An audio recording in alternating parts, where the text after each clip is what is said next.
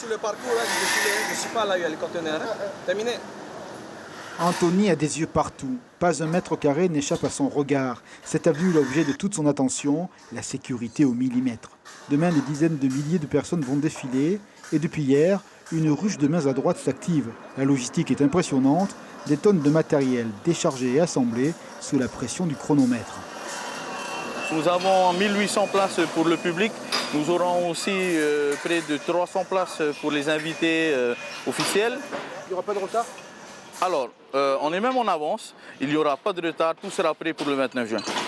Et demain soir minuit, plus rien sur l'avenue. Demain soir minuit, nous n'aurons plus rien à part les deux tribunes qui seront laissées pour le 14 juillet à disposition du Haut-Commissariat. Par l'affluence, la fête de l'autonomie, c'est l'événement qui affole les compteurs. À la police municipale, un jeu de couleurs sur la carte dessine le périmètre des festivités, l'interdit et le possible. Entre la périphérie, le rue du bataillon du Mont-du-Loup et Cassio, donc il y aura des blocs de béton qui vont être installés pour pouvoir faire une voie de circulation pour les automobiles et une voie pour les défilants, en fait, justement pour séparer en même temps pour protéger les défilants.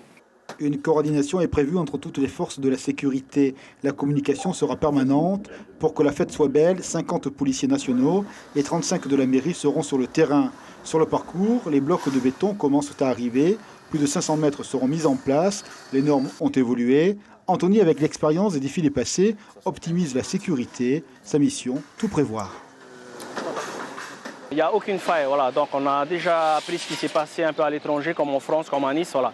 Moi, je me dois d'assurer toute cette partie-là, donc les défilants qui sont en attente, comme aussi notre Nouna qui vient voir, qui vient faire la fête aussi demain. Ce qui veut dire que tout sera bloqué ici, il y aura du béton pour éviter les voitures. Exactement. Donc on commence à placer le béton déjà à partir de demain matin.